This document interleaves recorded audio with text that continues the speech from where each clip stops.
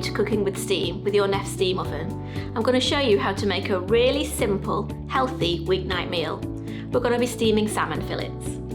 We're going to place the salmon fillets skin side down on a perforated steam tray. The holes in the tray allow the steam to circulate around the fish, cooking it evenly and quickly. We'll sprinkle on some seasoning, top with a few lemon slices and drizzle on some oil.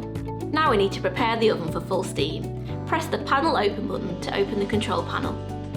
Remove the tank and fill it with cold water to the fill line. Then reinsert the tank and close the control panel. Now we place the salmon in the oven. We're going to place the perforated tray on top of a universal tray just to catch any drips.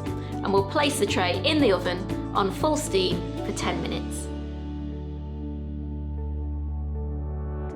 If you want to serve the salmon with some veggies, you can just add them to the tray for the last 5 minutes to cook.